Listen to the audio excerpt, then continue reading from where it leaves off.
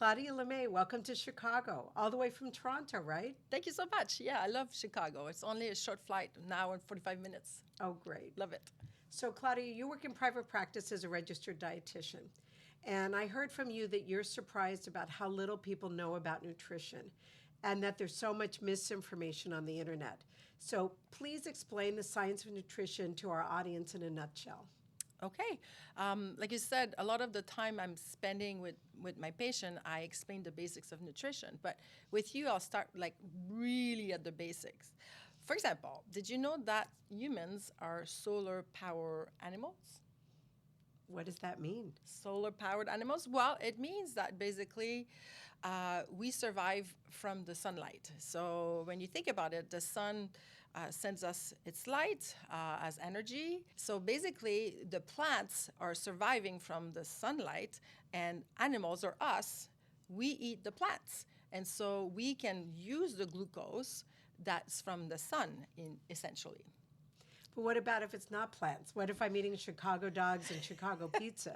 As far as you can take it back, you go look and you see, okay, well, I'm eating meat, but it was an animal that ate the plant. And so the body of the animal turned that glucose into amino acid, and then the plant is actually pulling some nutrients from the soil, turning it to its plant leaves or turning it into a fruit or vegetable with the storage of energy in the middle. And the plant is feeding the animal that we eat. And so when you think about it, we're all solar-powered animals. Here you go. But how does this really apply to humans? Okay, so it's very complicated, but it all boils down to biochemical reactions. So the whole process of transforming the light, the sun, the energy into glucose and food, it all boils down to trillion, actually 47 trillion of biochemical reactions that happens in our body in each second. So the complexity, when you start grasping the science of nutrition, the complexity is mind-boggling. And you can't even begin to understand it. When you think about it, even just the vitamins and the minerals that comes from the soil and goes into the plant and goes into the animal or the plant that we eat, all of these vitamins and minerals are essential, which means we need and we don't make. And that means that they are needed for those biochemical reactions to happen. Magnesium alone has maybe 300 jobs on its own. So we cannot pretend to understand nutrition. It's so complicated. It's the diet, it's the food that we eat. Everything ends up in the blood, and that's what we see. And that also causes weight gain, but it's always the food. But if you go see a doctor or anybody, they'll say, oh, you have high blood sugar, you should lose weight. You have high blood pressure, you should lose weight. You have high cholesterol, you should lose weight. But it's not the weight. It always was the food. And the weight comes along with the food that we eat that's too processed. Because a lot of people hear that as you have to eat less when they say lose weight. Yes. And you're saying it's about eating better. Yes. And because when we eat better, we don't tend to go home at night and catch up on the calories we didn't eat that day. So, for example, hold your nose. After a while, you go, you gasp for air. And it's not because you're lacking control from not breathing slower. It's because your survival instinct says breathe faster to catch up the oxygen you're missing or the CO2 that went up. So when we gasp for air, it's just a response that our body does without us even realizing to increase the oxygen level and reducing the CO2 level. It's not us lacking control on our breathing, it's us catching up. So when we eat less, we catch up. I mean, the time period is longer than breathing, but it's the exact same thing. And so when we eat less to lose weight, the body doesn't know you did it on purpose. It will lead you to eat more later, which is called binge eating. And so that's what yo-yo dieting is. And so eating less always leads to eating more later.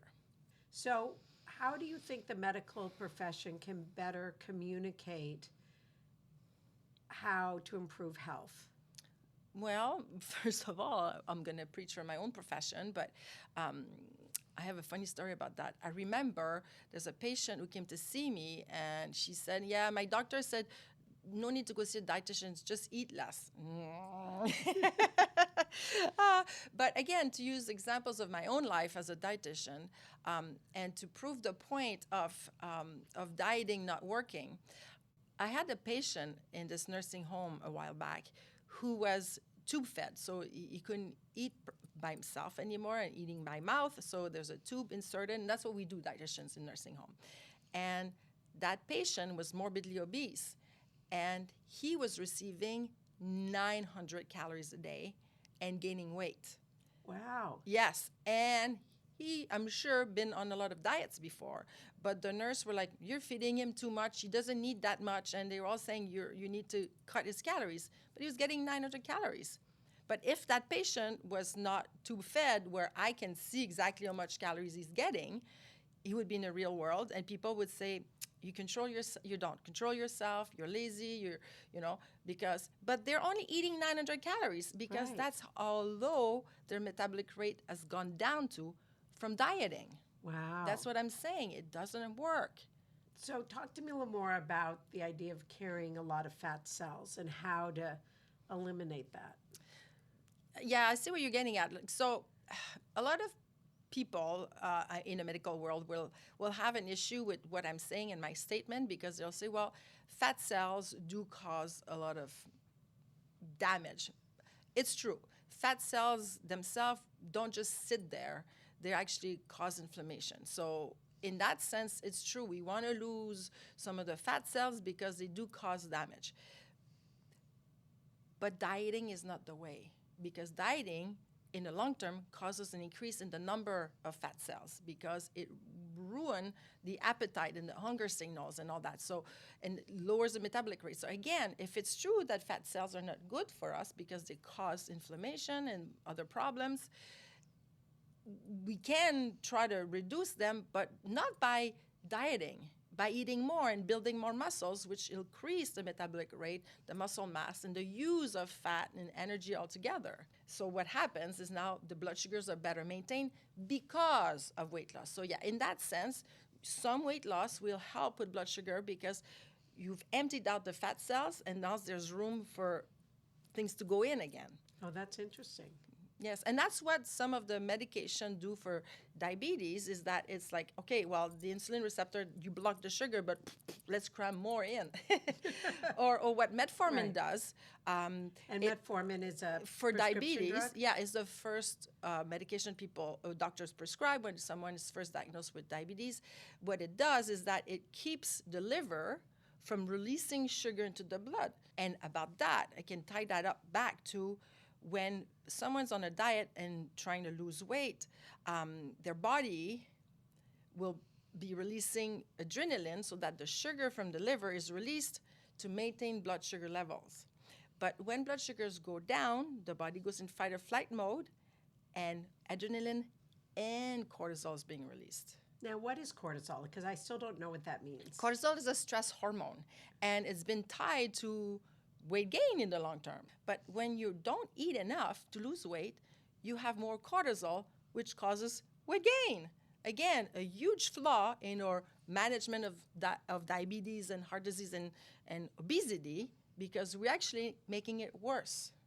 Do you try to avoid using the word diet with patients because it's such a loaded word? I really do. I avoid using the word diet or weight loss.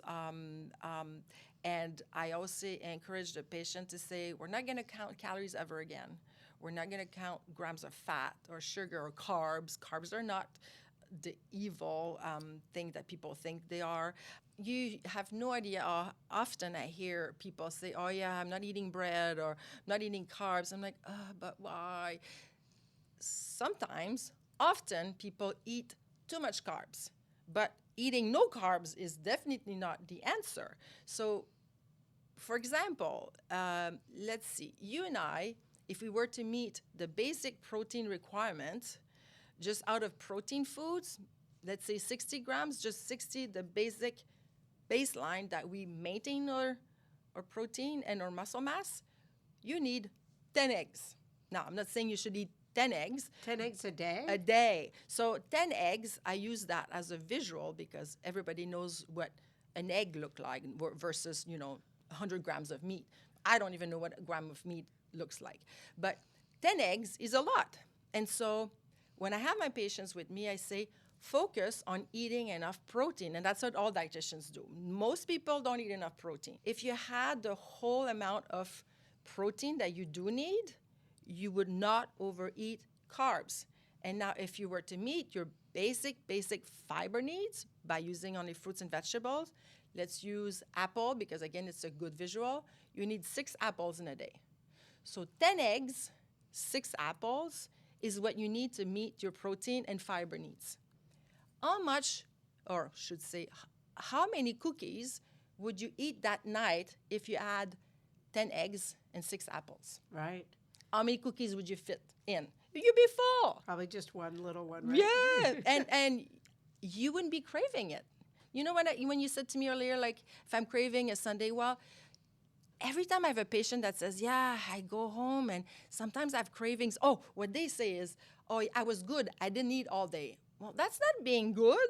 It's like saying, well, I didn't breathe all day. Well, no, you're supposed to eat all day. We're supposed to eat all day. 2,000 calories doesn't come in one meal. We're supposed to eat all day. We cannot eat 10 eggs in one meal. The whole intermittent fasting thing, it's mind-boggling to me because, again, it was created by healthcare professionals who are trying to make people eat less by skipping at the end of the night or the morning by eating less. But how can you eat 10 eggs in a shorter window of time and 6 apples? You know what I'm saying? And if you go to bed at night and you're eating a whole bag of chips, well, sure, if you're doing intermittent fasting and you're skipping the bag of chips, that's a good idea. But if you're having walnuts instead and almonds and peanut butter, a glass of milk, and an orange, and you go to bed now, your sugars are going to be stable throughout the night, which means you're going to have a better sleep because when at night your blood sugar dropped to a point, we wake up and we're hungry and then we're like, oh, what's wrong with me? And you think about all these things in your head and you start thinking about all the things that can go wrong. Well, that's because your blood sugars have gone down to a point where you're in fight or flight mode. I always say to people, if you wake up hungry, go eat. But then there's all these people that say, no, if you eat at night, going to bed, you're going to gain weight. That's not true. There's nothing like that. There's no gimmick that can fix the weight problem. Skipping meals is not the answer. Does that make sense? Yes, I had a female doctor that tried to talk me into intermittent fasting, and I switched doctors. I would strangle her. So, there you go. So if you are looking for advice, it may be going beyond going to your regular doctor and really seeking out a nutritionist like you. Yeah. To really help you with Yes. sorting through what's best for you, Yes, right? because again, like you started the interview today with so many misinformation on the internet. At some point, fat was bad. Well, it depends what fat. Eating before going to bed is bad, or skipping breakfast is bad. Well, I always say that skipping meals is not good. But anyways, that was going out there at some point. All of the things, tofu is bad, or, tofu is not bad because if it was, there would be not a lot of people in Asia doing really well and making lots of babies, So what I'm saying is that if you're not sure about a food, if it's good or bad, think about it this way. It's super simple. If Mother Earth made it, it's good. We know that people from the same family who quote, struggle with weight tend to be the whole family, right? But there's a good explanation, at least a theory behind all that. It's called the fetal origin hypothesis. And so that is based on the fact that when you see a baby who's born very low birth weight baby, like a tiny baby, and they're small because the mom was hungry during pregnancy because of lack of food, or sometimes mom's dieting, trying to not gain weight. But typically, it's from a lack of food, from poverty or harsh environment. When the baby's born small, they tend to have problems down the road in their adulthood with carrying extra weight, obesity, or diabetes. And so if a baby is in the womb and growing and there's not enough glucose because the mom doesn't have enough food, there's not a lot of glucose, then the brain of the baby will see that and say, we have to survive in a harsh environment, let's not waste the glucose since there's not a lot of it. Let's spare the glucose and let's make less insulin receptors on the muscles around the body so that the body, like the muscles of the legs, will not take the sugar for itself. It will be spared for the brain so that the baby can survive. That's amazing. So it's insulin receptor downregulation at the DNA level. It's very smart. I keep telling you, nutrition is super smart and super amazing. But anyways, so when that baby's born and lives in North America, anywhere where there's ample food, that baby's usage of sugar is not good. It's not appropriate because they have less insulin receptor all over their bodies. And so as an adult, they're not utilizing glucose as they should. So the glucose builds up in the blood, and now we take a sample of the blood and we see, oh, look, too much sugar. They have diabetes. And when there's a lot of glucose in the blood, you have diabetes, and you're more likely to store it as energy or fat because the glucose is turned into fat as storage for later. Now, they go see a doctor, and the doctor will say, well, you're overweight, you're obese, you need to go on a diet and lose weight. But that poor person never had a chance. They were born with less insulin receptor in the first place. And it's not just that baby who's more at risk, but it's that person's baby and their baby and their baby. So that's the genetic part, is that if someone somewhere in your ancestry lacked food, you're more likely to have issues with weight gain and diabetes down the road. Wow. And here we are judging people, pointing fingers and saying, oh, look, he's fat, and body shaming, or saying, you're lazy, why don't you control yourself? It's a survival mechanism that the body goes into. It's beautiful, but it's hard in a world where there's so much ultra-processed food and so much sugar. That's what happens. So talk to me more about self-esteem and body image.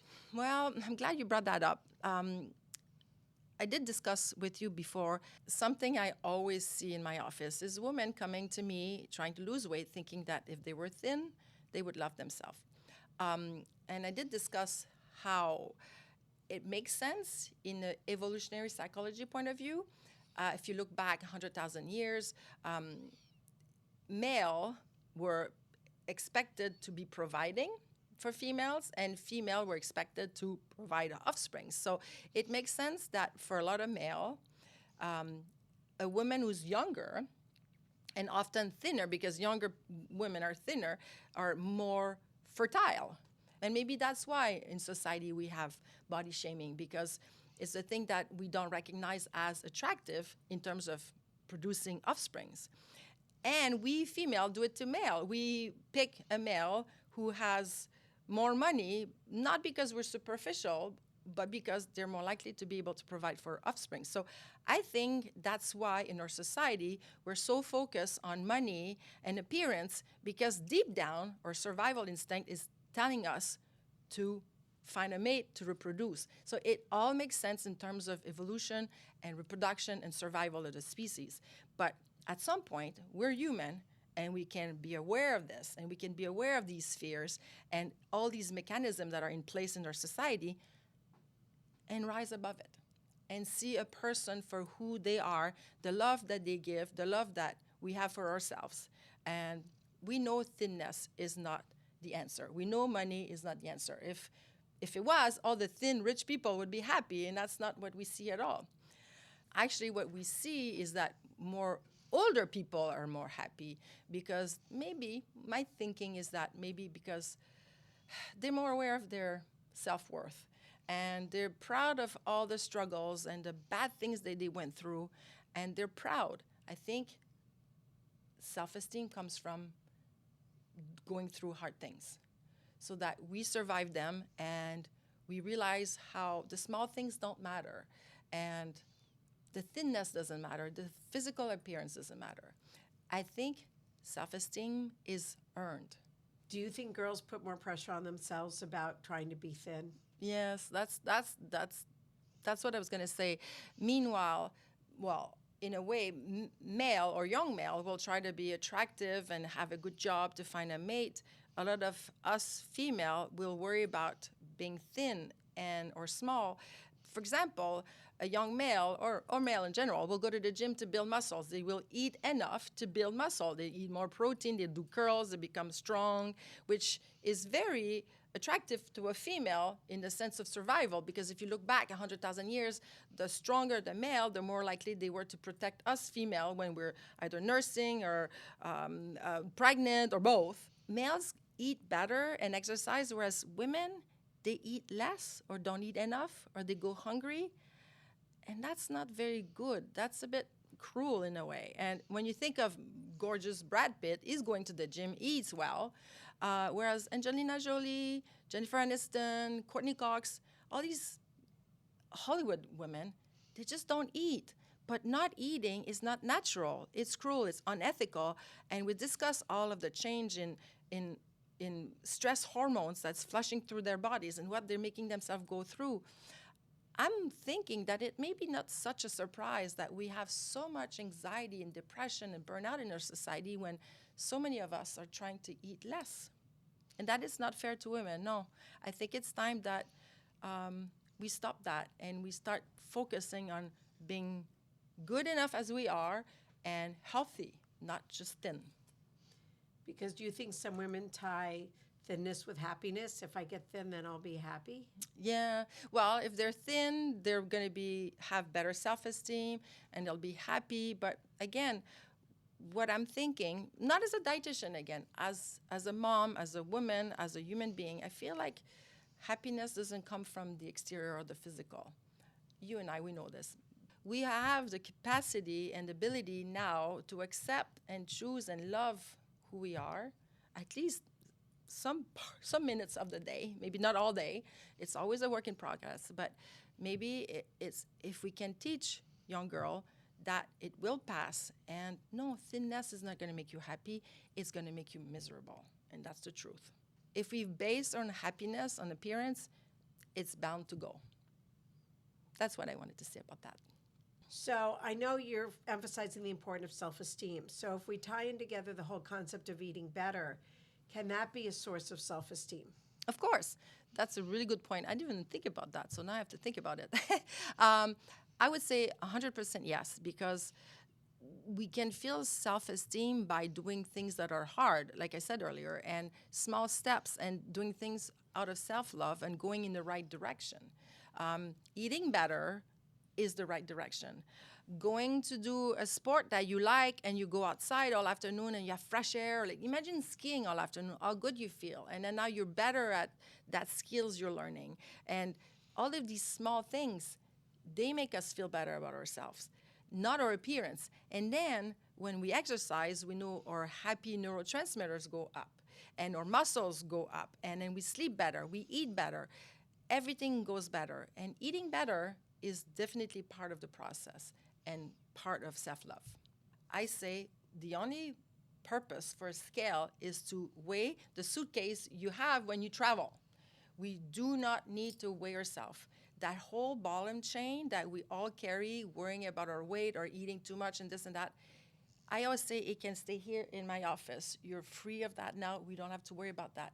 We're going to focus only from now on doing things that work for you in terms of long-term quality of life, long-term health, and long-term happiness. Because if you're healthy, you eat well, you sleep well, you have a good life, hobby balance, a family life, everything's better. So what is the most important thing you want our listeners to take away from this conversation?